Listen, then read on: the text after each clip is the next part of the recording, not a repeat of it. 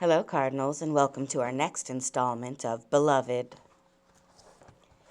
A fully dressed woman walked out of the water. She barely gained the dry bank of the stream before she sat down and leaned against a mulberry tree. All night and all day she sat there, her head resting on the trunk in a position abandoned enough to crack the brim in her straw hat. Everything hurt but her lungs most of all. Sopping wet and breathing shallow, she spent those hours trying to negotiate the weight of her eyelids. The day breeze blew her dress dry, the night wind wrinkled it.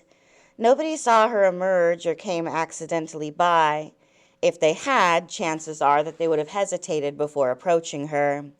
Not because she was wet or dozing or had what sounded like asthma, but because amid all that, she was smiling. It took her the whole of the next morning to lift herself from the ground and make her way through the woods, past a giant temple of boxwood to the field and then to the yard of the slate-gray house. Exhausted again, she sat down on the first handy place, a stump not far from the steps of 124.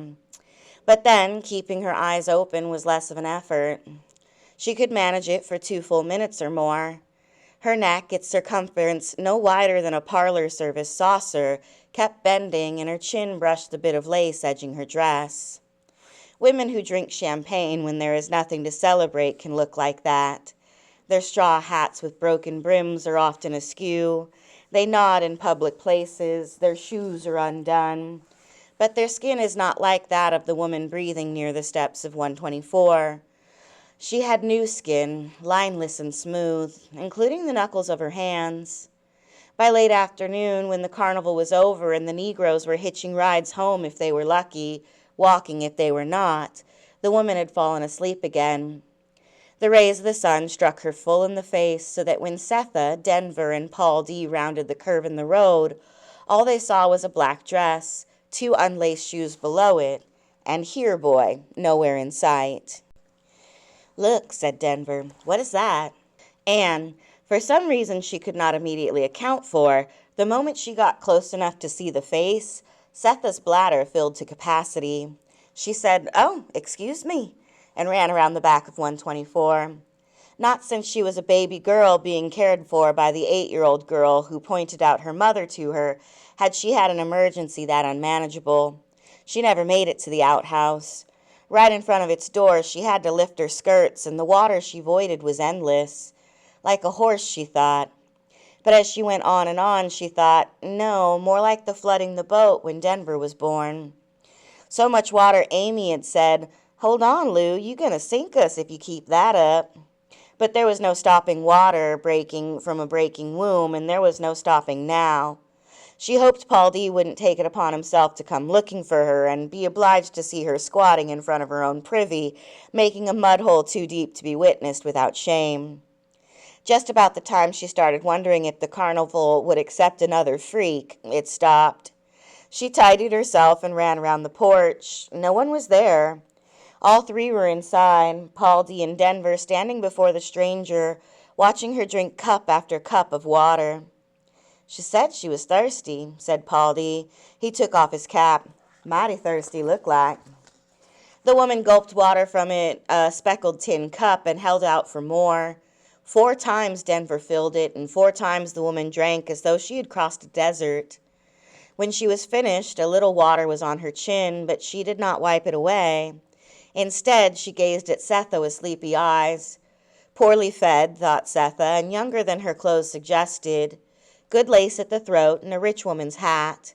Her skin was flawless except for 3 vertical scratches on her forehead, so fine and thin that they seemed at first like hair, baby hair before it bloomed and roped into the masses of black yarn under her hat. "You from around here?" Setha asked her. She shook her head no and reached down to take off her shoes. She pulled her dress up to the knees and rolled down her stockings. When the hosiery was tucked into the shoes, Setha saw that her feet were like her hands, soft and new. She must have hitched a wagon ride, thought Setha. Probably one of those West Virginia girls looking for something to beat a life of tobacco and sorghum. Setha bent to pick up the shoes. "What might your name be?" asked Paul D. Beloved, she said, and her voice was so low and rough each one looked at the other two. They heard the voice first, later the name. Beloved, you use a last name, beloved? Paldi asked her. Last? She seemed puzzled, and then, no. And she spelled it for them, slowly as though the letters were being formed as she spoke them. Setha dropped the shoes, and Denver sat down, and Paldi smiled. He recognized the careful enunciation of letters by those, like himself, who could not read, but had memorized the letters of their name. He was about to ask her who her people were, but thought better of it. A young colored woman was drifting from ruin. He had been in Rochester 4 years ago and seen 5 women arriving with 14 female children. All their men, brothers, uncles, fathers, husbands, sons, had been picked off one by one. They had a single piece of paper directing them to a preacher on Devore Street. The war had been over for 4 or 5 years then, but nobody, white or black, seemed to know it. Odd clusters and strays of Negroes wandered the back roads and cow paths from Schenectady to Jackson. Dazed but insistent, they searched each other out for word of a cousin, an aunt, a friend who had once said, "Call on me. Anytime you get near Chicago, just call on me."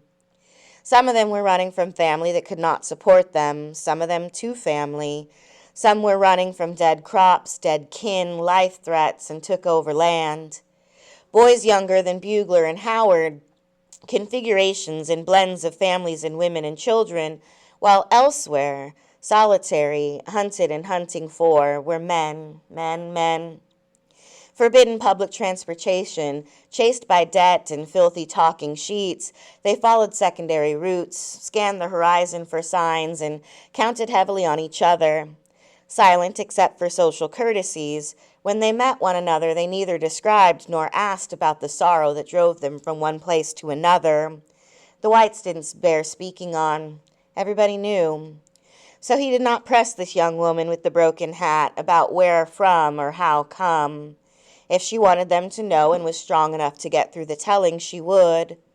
What occupied them at the moment was what it might be that she needed. Underneath the major question, each harbored another. Paldi wondered at the newness of her shoes. Setha was deeply touched by her sweet name. The remembrance of the glittering headstone made her feel especially kindly toward her. Denver, however, was shaking. She looked at this sleepy beauty and wanted more. Setha hung her hat on a peg and turned graciously toward the girl. "That's a pretty name, beloved. Take off your hat." "Why don't you, and I'll make us something. We just got back from the carnival over near Cincinnati. Everything in there's something to see." Bolt upright in the chair in the middle of Setha's welcome, Beloved had fallen asleep again. Miss, Paul D. shook her gently. "You want to lay down a spell?" She opened her eyes to slits and stood up on her soft new feet, which, barely capable of their job, slowly bore her to the keeping room. Once there, she collapsed on Baby Suggs' bed. Denver removed her hat and put the quilt with 2 squares of color over her feet. She was breathing like a steam engine. "Sounds like the croup," said Paul D., closing the door. "Is she feverish, Denver, could you tell?" "No, she's cold." "Then she is. Fever goes from hot to cold." "Could have the cholera," said Paul D. "Reckon? All that water, sure sign. Poor thing, and nothing in this house to give her for it. She'll have to ride it out. That's a hateful sickness as ever there was one."